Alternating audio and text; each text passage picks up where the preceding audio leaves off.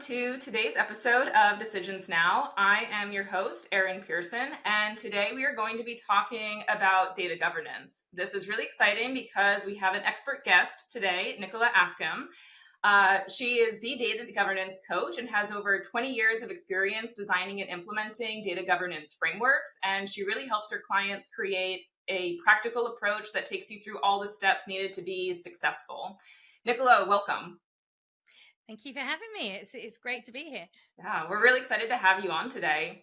So, to just jump right in and to set the stage for the listeners, could you share a bit of your background and your journey of getting into data governance? For example, what drew you into the field? And of course, how has the perception of the importance of data governance changed over the past 20 years? Yeah, that's a really good question. So I would say, I'll be really honest, I got into data governance totally by accident. I was actually, I worked for one of the large banks in the UK for many years, and I ended up finding myself as a project manager. And I project managed some data warehouse projects. And we were a young, very naive, but very keen and enthusiastic team. And when we built a new model and we migrated data over from the old model, and we wanted to test that it worked. And whilst we were migrating the data over, we noticed that some of the data was pretty rubbish. And so we were really helpful people, and we cleansed some of the data. And then I was a very naive, inexperienced project manager trying to get the finance manager to sign off on his reports because the numbers had changed. So that was, not good. And I was getting really frustrated because I'm trying to tell him that the data's now better than it was, and he didn't seem to care. And I think that really, it just really bugged me. And I tried talking to other people, and everybody seemed to think it was somebody else's problem, and nobody cared about the data quality. But so I carried on doing data project jobs and until one day I got to work and my boss said, we've had a restructure, you can't be a project manager anymore. They've all been sucked into a central pool, but we've kept you because we really want you to be part of this team. And I knew that my skills didn't fit with the majority of the rest of the team. And I said, well, what am I going to do? And she said, well, don't know yet, but for heaven's sake, look busy. We've escalated this all the way up to HR and the director there. So you got to have something to do. And I kind of went, can I go and sort out who should care about the data? I think she rolled her eyes and said, oh God, you're not still going on about that, are you? But apart from telling me not to upset too many senior stakeholders, which can't promise I didn't do that, she said, yeah, go and do that. And I think that was, I just had this light bulb moment that this data thing was really important and people needed to care about it. But yeah, so I think, how's my perception of its importance changed? I think it's a really good one. So clearly, personally, I think it's as important as it ever was. I think I've gone on a bit of a roller coaster. I think in the early days, I was an evangelist and all data had to be perfect and we could all live happily ever after. That didn't go down well. So I learned very quickly to be very pragmatic and focus on the data that was the most valuable to an organization or needed to be correct and everything. So I spent quite a while being very pragmatic and everything. But I think as technology is changing, I think there's a huge appreciation of the value of data now in recent years. Early on, it was purely regulatory driven. And then I think we've got, things like AI coming. I think data governance by everybody, not just me, is now viewed as incredibly important, which, I'm thrilled about. Yeah.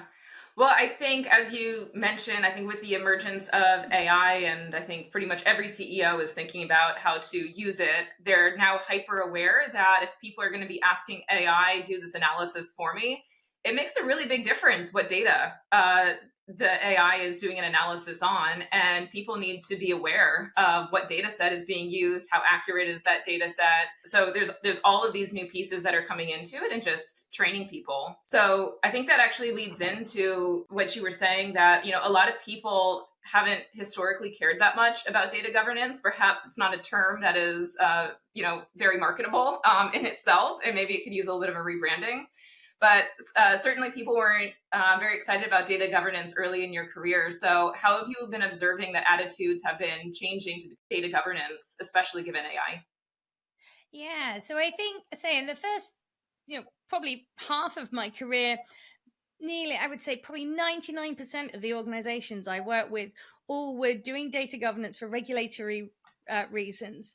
And I was lucky enough to work with some organizations that saw the value in implementing data governance wider.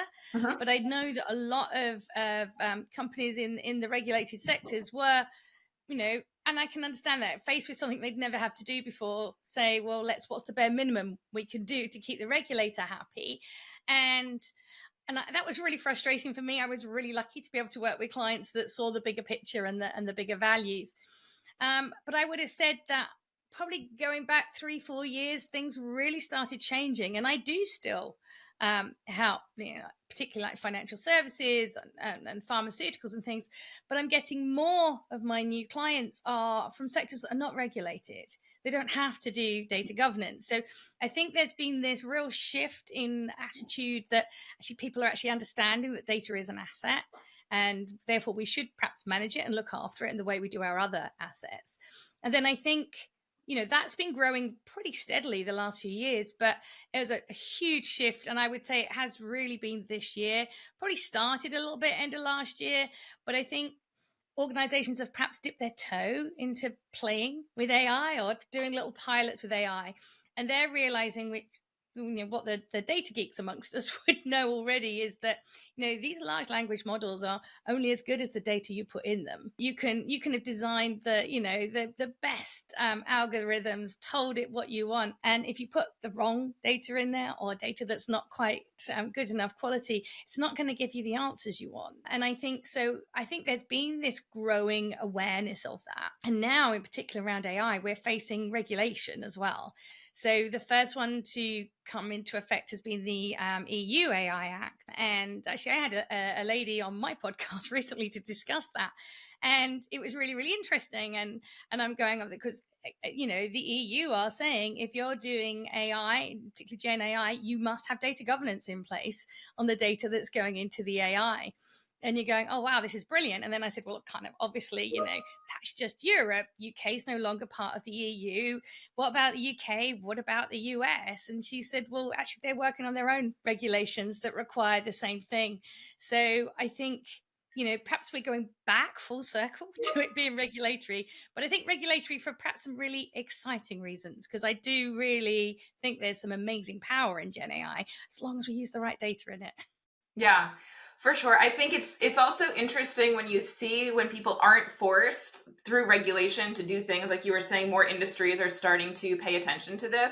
You know that it's gone mainstream and it is something that people clearly want to implement and they want to do well. So that's always an exciting shift when you start to see that also. But something as new as AI, I think everyone's still trying to figure out exactly what it means, long term for businesses, because, some people have put it, it's as big as an invention as fire. So when you are approaching this with clients, you really focus on helping people run their own data rather than just providing them with quick fixes, because, long term, that's actually going to be much quicker overall. So what are some of the common challenges that you see organizations are facing, and how can you elaborate on the method of running their own data and its long-term benefits? Yeah, that's a good question. I think the biggest issue is that if it's something new, and I don't think it's just data governance, but this is definitely something we see in the data governance space, the temptation is, let's get somebody in to set it up for us. Let's go to one of the big consultancies, get a team in and do it. And I used to I worked for 2 small consultancies after I left the bank before I went independent. And it was fabulous. I worked with some amazing people that have become friends. I worked with some really interesting and great clients, but I kept time and time again, I'd realized that I was there as part of a bigger program.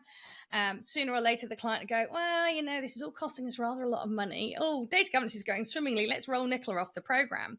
And I would have to hand over my work with no notice at all. So, perhaps you walk past in the distance, Erin, and they go, Erin, come over here. Talk to Nicola. She's going to tell you everything you need to know about data governance. And, I'd be talking to my colleagues over the, following weeks, and they'd be going, oh, data governance is going wrong. And you go, well, of course it is. Erin already had a day job, and I think the worst I had was 2 hours to hand over to somebody, because they said, oh, well, don't bother coming back tomorrow. Can you talk to Evan and tell him? And I kind of go, right. And the best I had was 2 days. And Wow. that's not good. That's not taking it seriously. You need Mhm. somebody whose job it is to support data governance. And I think that's why once I worked for myself, I was very focused on how can I help organizations develop this capability. But as you say, it doesn't provide a quick fix because I've got to bring the people up to speed. But I also think it, in some ways, it can be quicker because otherwise you're paying consultants or me to learn about your organization in order to do the data governance. But you know about your organization, you just don't know about data governance. So I think it's a good way of bringing the skills together. And I think from that point of view, it really has that long-term benefit of they did data governance for their organization. They just needed a bit of hand-holding and support. And I think we can't ignore the quick fixes bit because everybody wants that. And I think there's always ways I'm trying to help my organizations find some issues that are perhaps quick to fix, so we can shout about this is what we do, and if you let us do some more of this foundational data governance work, we can solve more problems like this for you. And then you start to get those really Mhm. long-term benefits. But I think I actually do refuse to go and do that initial piece now, which sounds terrible. But I say, no, I won't come in and design a framework and go, there you go, there's the documentation, I'm off. I'll help you design the documentation so that you're familiar with it, you're sure it's the right thing, and then I'll help you start to implement it so that you actually take it on and it's all going well by the time I step away. Yeah. And I think you said it, very nicely, is you also have to set up milestones for people because humans in general, it doesn't matter what the goal is, but you need to have progress that you can hit to feel like you are making improvements. And so having those quick wins, but all of those quick wins to lead into that long-term strategy and impart a cultural or a mindset shift in terms of this isn't a one and done, and it's not a you fix it once and it's good forever. You always have to have these practices in place because every time you get a new set of data, you're going to have to make sure that it is the quality data that you're using and that people know how to use it, interpret it, analyze it, etc. as well. So Absolutely. yeah. So with that, I mentioned earlier, data governance oftentimes comes across as a bit of a dry topic. And I think when you're also in your stories that you just shared, when you're handing it off to somebody, as your Erin in your example might be thinking, I don't want to do data governance. So I don't want to add it on to my role, or maybe they don't really think much about what it is. So what strategies have you found effective in making data governance as a topic and an ideal within an organization, more appealing and to demonstrate the values to stakeholders? So I think the answer's in part of the question. So I always think there's two favorite ways I do it. So I kind of do top down and bottom up. So the top down is how am I going to get my senior stakeholders on board and supporting this? Because without their support, I'm really not going to get very far. So I actually take a step back and I look at the company or organization's strategy. What is it as an organization that they want to achieve in the next 3 to 5 years? And there'll be some objectives. Increasingly, people are actually putting data in that level, which is amazing, but let's assume they haven't. What you need to do, and this is why it needs to be done by the organization internally, is you need to work out, is our data good enough to deliver those, to actually support this strategy? And if it's not, you've got the perfect in to talk to the senior stakeholders because they'll all be responsible for delivering one or more parts of that strategy. And if you can say, hi, we're doing data governance and I can help you achieve that part of the strategy. Did you know we don't have that data yet? Or that's a really different conversation than let's do data governance and we'll all live happily ever after. Mhm. This is like really tying it to something they care about. And we have to do the same with all levels of the organization. But I think, it's only the very senior levels of an organization that really care about achieving a strategy because they're the ones accountable for that. Everybody else, we can't spend ages trying to do analysis and try and work out, so what's in it for Erin? How am I going to sell it to her? What I can do is start gathering what I like to call data quality horror stories. What's gone wrong because of data, either the lack of it, or it was too late, or it's the wrong quality, or something's missing. Collect my data quality horror stories, and then we can use them because I had an email only this morning from one of my coaching clients saying, could I give some examples from some of my other clients to meet a certain scenario? And I haven't answered that one yet, but my answer is going to be no, because using somebody else's example always sets somebody going, well, that couldn't happen like that here because. So we've got to use real examples that have really happened in your organization. So we need to collect these horror stories and use them in our communications, in our briefings, to say to people, look, this is what goes wrong. We're not talking theory. I mean, because when I first started doing some regulatory data governance for the bank, I'd go, somebody could go to jail if we don't do this. And theoretically, yes, they could. But all these years on, nobody's ever gone to jail for not doing data governance because a regulation said so. And my senior stakeholders knew that, and they just rolled their eyes and went, yes, Nicola, I think we'll take a, we're not going to do it as quite how you want. We might take a slightly different approach.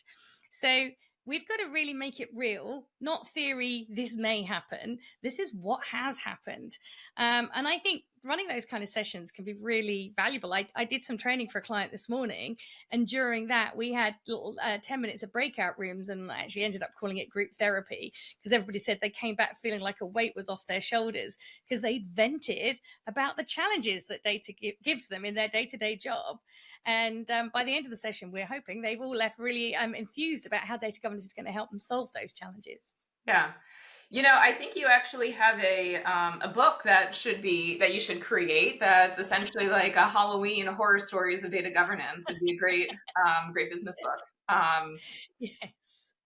So you've also worked across various sectors, financial services actually being a key one that you also started in as well. So how do the data governance needs vary by the different industries? I think in particular, there's the regulated industries and the unregulated ones. So how do they approach it, or how would you approach it differently? It was quite funny because although, as I said, I've always tried when I'm working in regulated sectors to kind of go wider than just the regulatory requirement. You can't get away from the fact that that's always going to be your early phases of your data governance initiative. Nobody's going to say, yes, Nicola, you can do it over everything else, but don't worry about my regulatory data for now.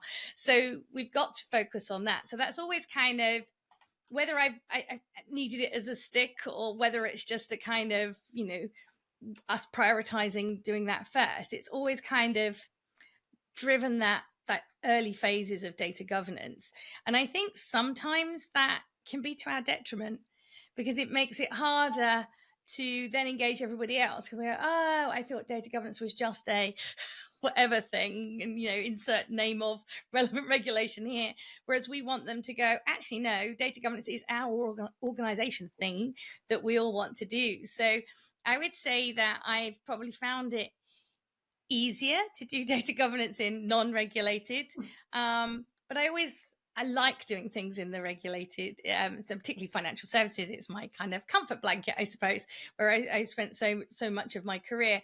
But interestingly, what I have found is that the approaches are becoming much closer aligned, because I think I'm getting calls from companies who perhaps did do what was the bare minimum I could do in the early days. And now they're going, actually, that data is so much better than the other stuff that we make business decisions on, that perhaps we should do data governance on that. So they want to go wider. So I think now that perhaps the approaches are aligning, that we're vast majority of conversations, regardless of sector, are now about the value, the business value that we're going to get from doing this, which is just wonderful, I think. And that's what it should be about.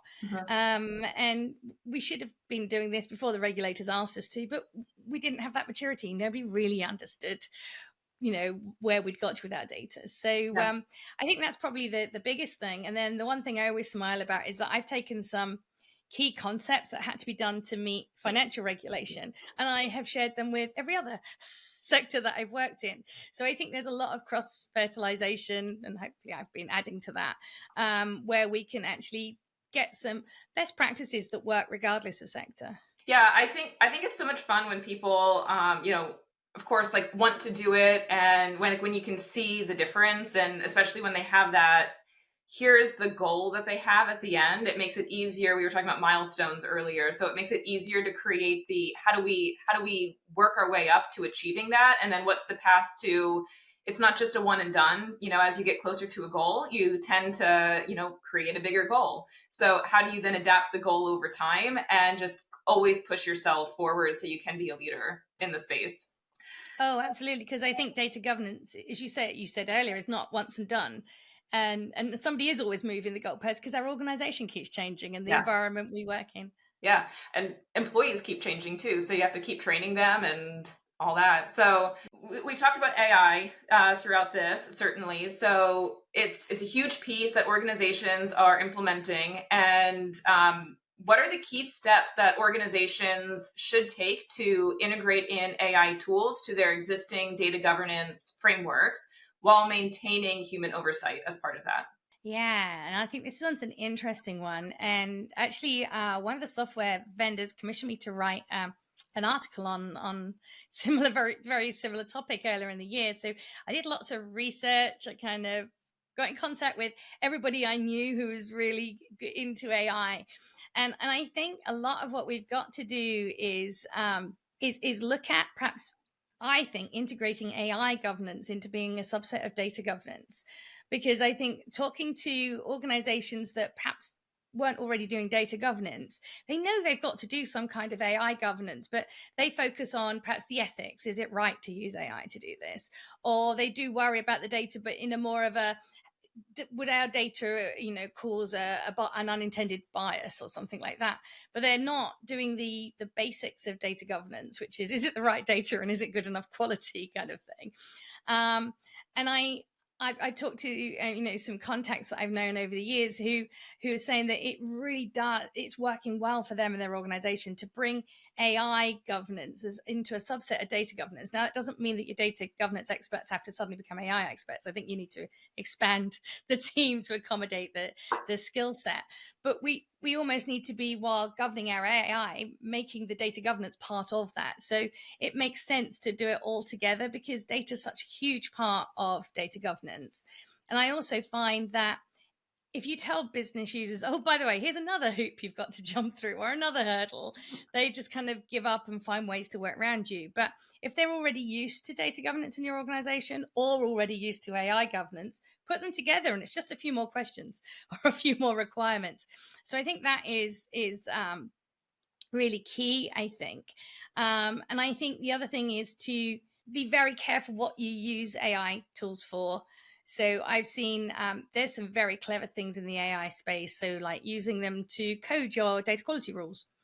You don't have to get somebody to interpret business rules and put them into SQL or whatever coding language. You can use the AI to do that. And I think it's using the right things. But then I've went to a vendor event last year where, with great fanfare, they launched their AI for writing data definitions for you, and that I found downright scary.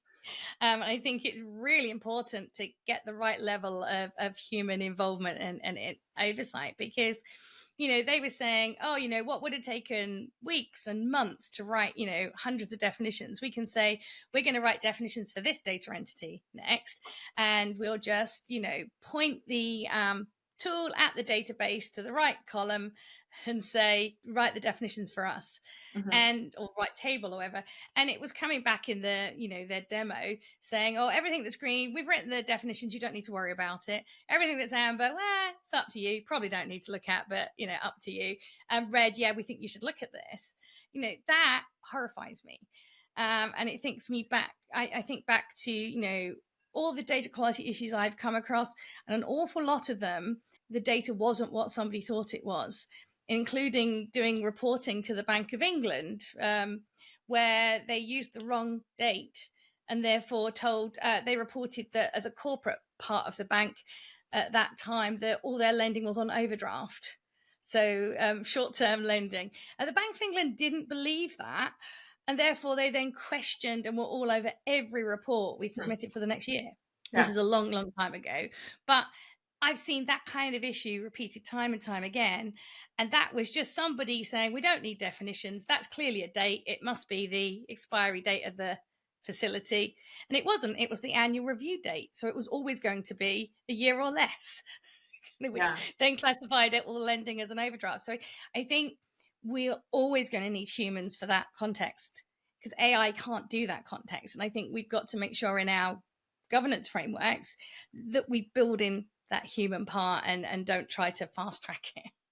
Yeah, as you were talking about that, one of the things that I was also thinking of is how is this going to change when like people who are in middle school and high school right now are going into the workforce because the only workforce they will ever know will be that with AI. So how do you also learn without having that, human experience of, when I was starting out in my career, I had to write all of these definitions, and that's how I know if they're right or wrong. But if I started out in my career and it was just AI always did it for me, how do you also learn how to do all of that? And when somebody has the option to make it easier, how can you encourage them to, work a little bit harder at it as well? So it'll be interesting to see how all of that changes in the Mm. future also. I think it must be both kind of an exciting and a terrifying time to be a student trying to decide on Oh your yeah. career. Yeah. Yeah, it's everything seems to be changing on, a daily basis right now. So, jobs are changing quite rapidly. Yeah, yeah. I mean, I've spoken to two people in the last couple of weeks who have decided to get into data governance because it's bizarre. Despite its name, it's more about the people than anything else. So AI can't take our jobs that easily from jobs that AI is taking over, like translation, graphic design. Yeah. No, absolutely. That actually leads into the next question actually quite well, but how do you see like what advancements in AI how do you think or what do you think is going to be most significantly impacting data governance over the next few years? Um, I do think that perhaps just the increased use of AI is going to be the most significant impact on data governance because as I said to you, I kind of had to learn to be pragmatic and say we only do data governance on the data we need to. I think AI will mean perhaps we're using a lot of what people kind of call their dark data, the data that they didn't really realize they had and they weren't using. So I think we're going to use our data more fully, which means that we do need data governance perhaps on data that in the past I'd be going, oh, well, it's not a huge value to the organization. Let's leave that for later. But now that suddenly kind of got the spotlight shone on it, and we need to worry about data governance for that data. So I think the use generally will increase it. I do think we can use it a lot to help us with the data quality, like I was saying, to help us do that.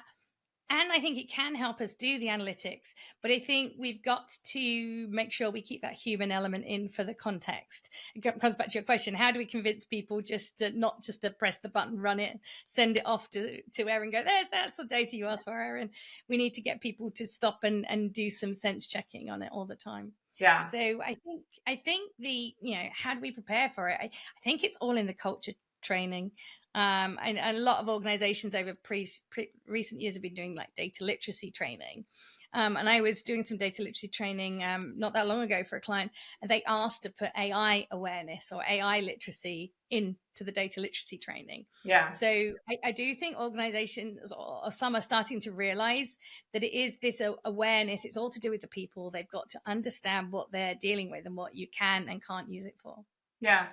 And I think as part of that training, like having those personalized horror stories that you were talking about earlier can make a really big difference because it also becomes this is how it's actually impacted our company. And to make it to offer transparency within a company, saying like don't just hide these things. Like when you make a mistake, you need to maybe not call out the person, but be transparent about this has happened in the past and this was the impact of it. And so it is very real and it can happen to anybody else here. And this is how you can avoid it. Now, Mhm. with that in mind, we have shared a couple horror stories. Do you have any success stories that you can share about like the value add that people have gotten? Yeah, so I think they're harder for two reasons. One is that I tend to specialize in helping organizations get started, so I'm not always there at the Okay. a couple of years on when they start getting the benefits. Um, and also, I think once you've gone through the first probably 2, maybe 3 years of data governance, a lot of what you're doing is preventing things going wrong, and it is really hard to then prove that data governance stopped It's something. the lack of horror Not, stories. yeah. So I think, but I have seen quite a lot of organizations uncover issues as part of doing data governance. And, I did work with one organization and I did go back and coach them a little bit later. Again, so I got to hear some of it where they'd actually rationalized their whole business operations because once they'd kind of standardized data and realized that different depots were using different language to mean the same thing. They were able to standardize, and that they were then able to get a holistic view of the organization they didn't have before. And they were able to rationalize things and become a lot more profitable with less depots. And it was only by that rationalization of the data. And I think that kind of thing is really key. I've seen a lot of organizations just get rid of all of this wasted time on all the manual workarounds. You asked me for what you think is a quick report because you're a CEO who just thinks I pressed the button on the computer and out comes the number you wanted. But in fact, I'm going around debating and arguing with loads of different people who all calculate the number of different ways. And then we all debate and argue. And then I come and go, ta-da, Erin, here's your number 2 weeks later. And we've wasted all this effort. And then you think, oh, well, you think it was so easy. You might ask us to do it all again next week and we start the cycle all over again. So I think these things that kind of are amusing when you relate them like that, but really, really do happen. I've come across that so many times, is that you think that's just one calculation that one person asked for. How many times are we doing that over everything? And how many manual workarounds and everything? So a lot of organizations really do improve efficiency, reduce costs. I did find, I'm trying to think another one during COVID, I was helping a healthcare equipment manufacturer who was suddenly doing loads of respirators, not surprisingly. And they have an SLA that says it has to be delivered within so many days of, when they said to the client they would have it. This became a really key metric during COVID for obvious reasons. And they appeared to be meeting it. And it was only by doing data governance that they realized that actually they were only meeting it by doing the equivalent of FedEx overnight deliveries, because data was so bad, they quite often didn't have the components they needed to make them.